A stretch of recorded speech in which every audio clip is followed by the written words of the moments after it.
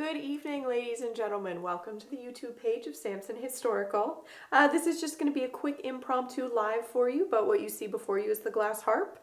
I'm just going to play a few songs here in the next few minutes and talk a little bit about the glass harp and its history. So sit back, relax, and enjoy the dulcet tones of this very angelic sounding instrument.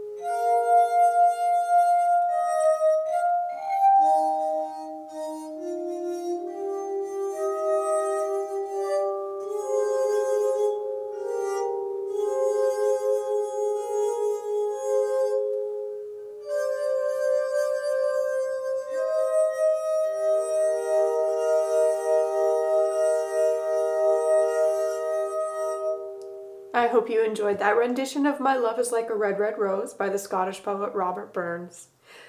Glass itself as an instrument has been played for over 1,000 years now, dating back to roughly the Persian era. It started with people plucking glasses with their fingernails. From there, they moved on to mallets that they could kind of tap at the glass to make noise. And I'm really unsure of at what point in history they discovered that the friction of a wet finger on a clean glass would create this stunning tone.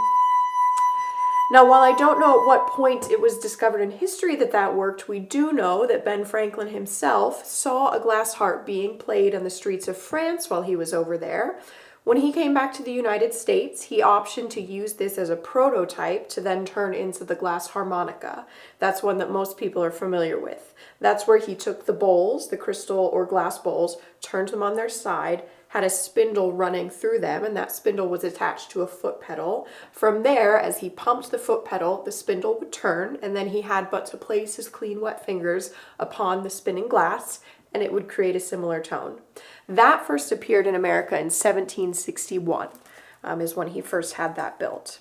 So to my knowledge, no composers have composed for the glass harp, but we do know that the infamous Wolfgang Amadeus Mozart composed for the glass harmonica, creating a concerto for the glass harmonica.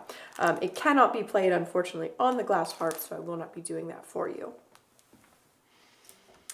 The glass harmonica itself kind of had a very quick rise and fall from 1760 to about 1820. There's many things speculated about why it fell out of popularity, and we don't really know which of those was the cause, but glass harp, we still like to play on glass music today.